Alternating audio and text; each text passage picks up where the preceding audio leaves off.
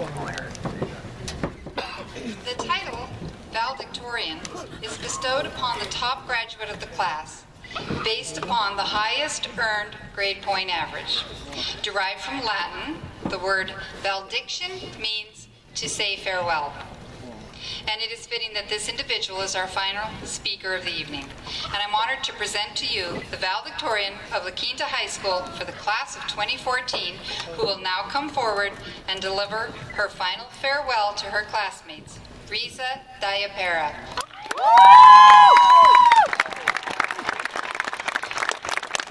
Let me tell you a little bit about Riza.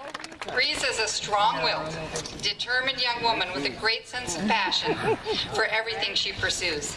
In moving to the United States in 2005, she had to adjust not only emotionally from her departure from the family and friends that she left behind, but also culturally, as she tried to find a balance between her Filipino culture and the 21st century American culture she had just joined.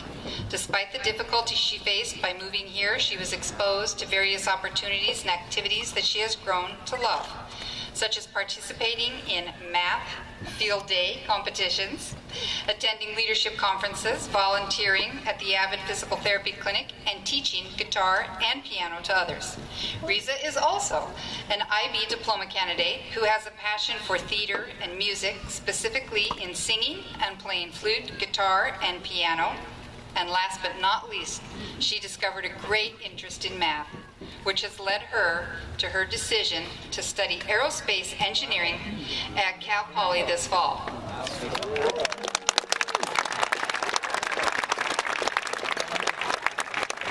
Wow, there's more people than I expected. Anyways, good evening to everyone. Good evening to our guests, our principal, our vice principals, faculty members, teachers, families and friends, and of course, class of 2014. If you don't belong to any of these categories, I'm sorry. I would just like to take this moment to thank everyone who put together this ceremony. This would not be possible if it wasn't for you. And also, I would like to thank all our families and friends for being here tonight, especially my own family, my mom, Narissa, my dad, William, my sister, Audrey, my Aunt Loy, and my cousin, AJ, and all of my family in the Philippines watching the live stream. Hi, guys. And to all of our teachers for your 4 years of dedication and putting up with us, thank you. I don't know how you put up with us. And also thank you to all of my friends, especially my best friends, Liberty Feliciano and Chelsea Furtado. Thanks for always being there for me. And to all of my other friends, I'm sorry I don't have enough time to mention all of you, so sorry. I do apologize in advance because I'm not really very funny or witty, so this may not be as entertaining as you may hope. However, the one thing I do want to accomplish tonight is to inspire all of us as fellow graduates, and maybe some people out there if you want to be inspired. I know that we're all tired at the end of our high school journey, and most of us just want to leave and go off to college, but hold on to your saddles. I don't know how the saying goes. But there's a saying that I want to share with all of you from the Philippines, and it goes like this. Ang hindi marunong lumingon sa pinanggalingan ay hindi makakarating sa paroroonan. It means that if you don't know how to look back to where you came from, you can't get anywhere you want to go. Blackhawks, as we will go off into the world and on with a new phase of our lives, I encourage all of us to look back at our experiences here at La Quinta High School. I know that it was tough, and I am sure that it was far from easy, but it was these times of hardship and of defeat that we became stronger and became the young adults that we are today. Many of us complained and said that high school sucked while we were in it, and you may still think that as you sit there waiting for me to stop talking. But high school is a big part of our lives. We grew up here, and some of us practically lived here because of how involved we are in our school activities. So we need to look back on our experiences here at La Quinta High School and reflect so that we may use this as motivation for us to do even better in the future. I know it's cliche to say, but time did go by quickly, and that's okay.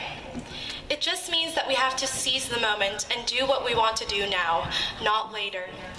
I know that this is very foreign for all of us because we're all great procrastinators. And I know of one example other than our homework that we procrastinate on, and that is cleaning our rooms.